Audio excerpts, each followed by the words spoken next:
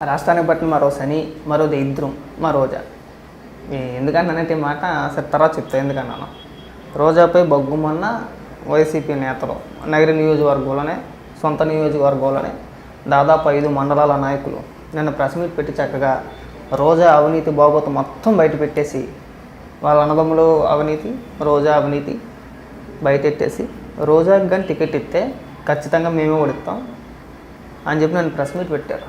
జనరల్గా అయితే ఈ పాటకు వచ్చేయాలి. చంద్రబాబు నాయుడు గారు మాట్లాడినా, లేదంటే పవన్ కళ్యాణ్ గారు మాట్లాడినా, లోకేష్ గారు మాట్లాడినా ఎగేసుకొని వచ్చేసి మీడియా ముందు మాట్లాడుతూ ఏదైనా అది బూతుపదాలు మాట్లాడి వెళ్ళిపోతాయి. మరి ఎందుకు నిన్నటి నుంచి అడ్రస్ లేదు అసలు రోజా. నిన్న పెట్టారు, దాదాపు నేను మధ్యాహ్నం, నేను సాయంత్రం పెట్టినట్టున్నారు ప్రెస్ మీట్. ఇవాళకి కూడా దానిపైన స్పందించట్లా. నార్మల్గా అయితే ప్రెస్ మీట్లు పెట్టి నువ్వు నా మంగళగిరిలో ఎందుకు పోటీ చేస్తున్నావు లోకేష్, లేదంటే బాబు కుప్పలో ఎందుకు పోటీ చేస్తాడు, పవన్ కళ్యాణ్ ఎక్కడి నుంచి పోటీ చేస్తాడని చెప్పేసి నవ్వుతూ ఉంటుంది. ఇప్పుడు నీ సొంత నియోజకవర్గంలో 5 మండలాలు అంటే ఆల్మోస్ట్ నియోజకవర్గం మొత్తం ఇంచుమించుగా ప్రెస్ మీట్ పెట్టి నీ బాగోతం మొత్తం బయటెట్టారు. వచ్చి సమాధానం చెప్పు. మంత్రివి కదా, నేను ఎలాంటి అవినీతి చేయలేదని చెప్పని అడుగుతావు కదా, మాట్లాడతావు కదా. ఆ గెలుపులో కూడా రోజా పాత్ర ఏమీ లేదు, అంతా మా కష్టమే. రోజాను కష్టపడి మేము గెలిపించాము. గెలిపించిన తర్వాత వాళ్ళ అన్నదమ్ముల అవినీతికి మేము అడ్డుపడుతున్నామని చెప్పేసి అని మమ్మల్ని కొద్దిగా దూరం పెట్టుకుంటూ వెళ్ళింది. ఇవాళ మొత్తానికి దోచేసుకుంటున్నారు. కాబట్టి రోజాకి టికెట్ ఇస్తే మేము చెయ్యం.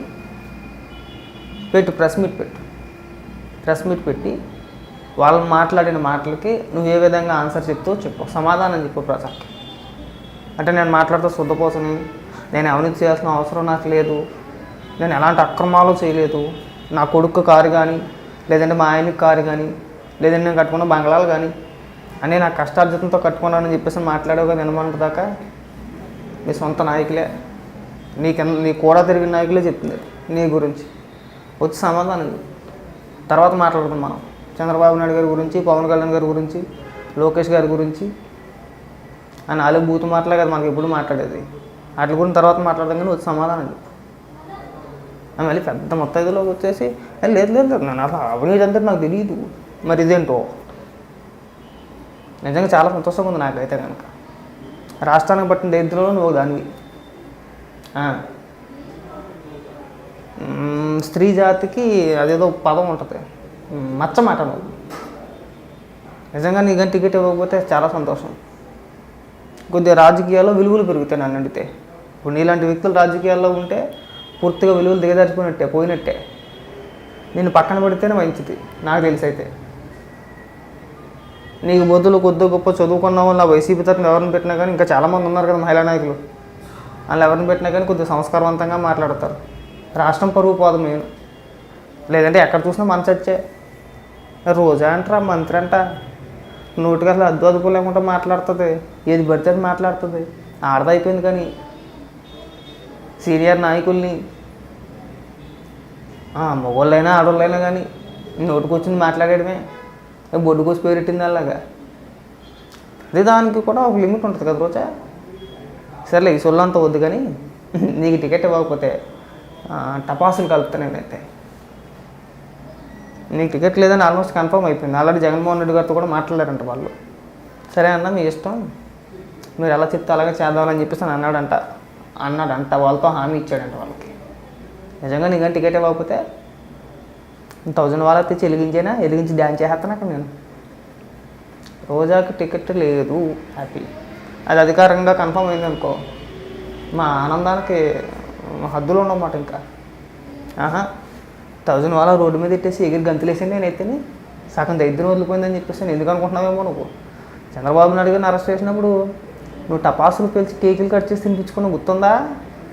దానికి నేను ఎంతలో ఎక్కువ చేస్తాను, మామూలుగా చెయ్యం. ఎగరేతలో మామూలుగా ఉండవు. నీ ఇంటి ముందే కలుపుతాం అసలు, తెలిసి నీకు. నగరంలో ఉన్నావు, ఎక్కడ ఉన్నావు సరే. పనికి మళ్ళీ వచ్చి సమాధానం చెప్పి తగలాడు. మంత్రిగా ఉండి సొంత నాయకులే మన మీద నిందలేస్తున్నారంటే కనీసం సమాధానం చెప్పాల్సిన బాధ్యత మన మీద ఉంది. ప్రెస్ మీట్ పెట్టి చెప్పు నీట్గా. వాళ్ళని గుర్తుగించుకుంటావో, లేదంటే వాళ్ళు మాట్లాడిన మాటలు అవాస్తవాలని ఎడుగుతావో, లేదంటే దమ్ముంటే ఆదరాతో రండి అని చెప్పేసి మళ్ళీ ఇప్పటిలాగే మురిగేస్తావో, వాళ్ళని మాత్రం బూతులు తిట్టావు. తెలుగుదేశం పార్టీ నాయకుల్ని లేదంటే చంద్రబాబు నాయుడు గారిని తిప్పినట్టు వాళ్ళని బూతులు తిడితే నీకన్నా ఎక్కువ బూతులు మాట్లాడతారు వాళ్ళు. నీ చరిత్ర మొత్తం బయటెట్టేస్తారు. అర్థమైందా? మామూలుగా బయట పెట్టరు. సిగ్గుతో చచ్చిపోతావు తర్వాత. ఎందుకంటే నీ భాగవతం మొత్తం వాళ్ళకి తెలుసు. నీ చరిత్ర మొత్తం, నీ చిట్టా మొత్తం వాళ్ళ చేతుల్లో ఉంది.